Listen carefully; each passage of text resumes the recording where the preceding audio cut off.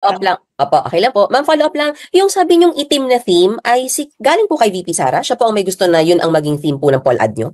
Oo nga, siya ang nagsasabi na wala siya sa mood, na talagang itim at luksa ang pakiramdam ng nakararami katulad niya. Ako naman, sabi ko, paano gagawin ng political ad yan? Makakabenta ba yan? Di ba nakakalungkot? Tignan natin at parang totoo nga naman, parang hindi naman angkop na magsayaw-sayaw, hindi naman tama na magmumoto. Tama yan, magtago ka sa kuweba.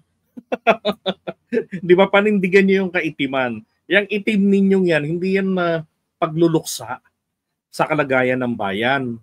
No? Sana magising-gising din to si Aimee. No? Hindi kaya ginagago siya nito ni Sara. Di ba? Kasi tingnan nyo ha.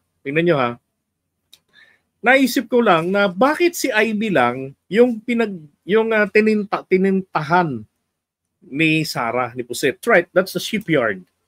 Okay, thank you.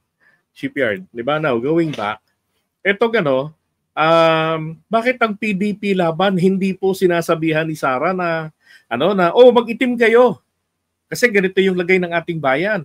Ba't hindi niya sinasabihan yung PDP laban president at campaign manager Robin Padilla? Di ba? Ba't hindi niya ini-influensyahan si Robin na kaya tayo, mag-theme tayo ng itim? Di ba? Bilang pagluluksa sa kalagayan ng bayan natin. Di ba bakit nananatili yun sa talagang kulay nila? So anong dahilan? Hindi ho kaya ginagago rin ito ni Sara, si Aimee, na kumbaga, ikaw na ang maunang magluksa sa pagkamatay ng iyong political career. Amen? Ay, nako. Well, sa akin tingin ko lang kasi tataka ko rin dyan bakit ganun? Di ba? Bakit hindi bakit si Aimee lang, hindi ang PDP na pinag-itim ni Sara. Although she's not part of PDP, well at least, di ba, trying to influence them. Possible yun. Dikit-dikit din naman sa kanya si Robin. Sumasamba sa kanya si Robin. Ay nako, kayo, sa tingin nyo, bakit hindi niya pinag-iitim ni Sara? Di ba? Right. Parang may balak. Kasi nga ayaw mangampanya, biglang all of a sudden gusto ng mangampanya. Di ba? Tapos bigla-biglaan.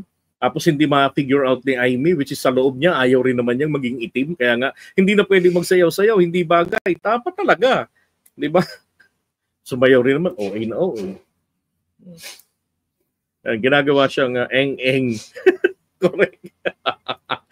Eng-eng na nga, ginagawa pa ni Sarang eng-eng. Di ba? Di gleng-gleng.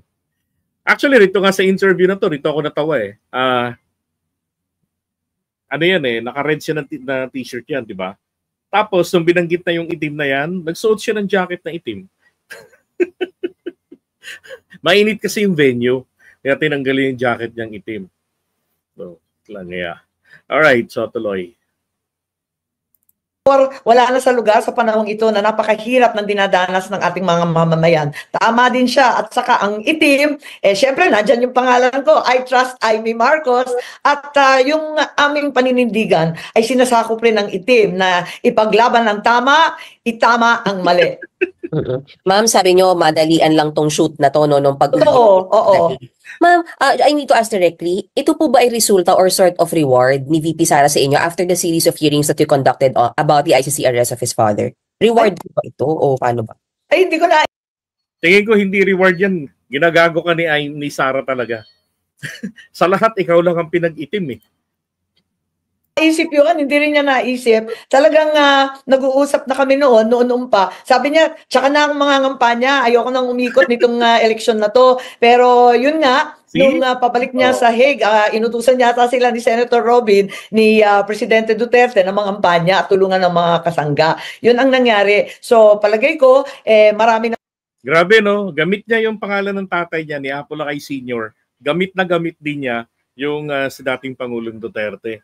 Mangga talaga. Mga nagpapasalamat, ako higit sa lahat, walang mapaglagyan ng saya, pasasalamat at karangalan sa aking puso. Simulat sa pool, kaming dalawa naman talaga magkaibigan. At kahit papano, aminado ako na naipahamak ko siya dahil hindi ko naman alam na mangyayari ang ganito. Kilala niya ako, kilala ko rin siya, kilala namin ang isa't isa, hindi nagbabago ang pagtanaw ko ng utang na loob at paghanga sa pananatili niyang may tiwala sa akin. Kaya eto, andito kami, hindi niya ako binigo at hindi ko rin siya bibiguin. Ang katapatan sa ating bansa, ang kabayaran sa kanyang pagtitiwala. Naks, ang galing ng banat no? Kala ko katutula siya ng ako'y may alaga, asong mataba. Buntot ay mahaba. Hindi pala. Ako'y may alaga, I mean, hindi mataba. Baba ay mahaba. Ay, nako, Amy. Katapatan sa bayan, ang sukli, ang tanong sa kanya, hindi kaya ikaw ay inendorso ni Sara bilang reward sa effort mo. Effort na na nakakasira, 'di ba, sa pangulo. Sagot niya, ewan ko. So ma'am, itong political ad na to, endorsement na to, born out of your long-time friendship with Oo her. naman, na hindi naman nagbabago. Kung minsan, na yayamot siya sa sinasabi ko, ako naman nagalit din kung minsan nagsasabi siya, para lang kaming kaibigan pero hindi nagmamaliw. Parating pareho, parating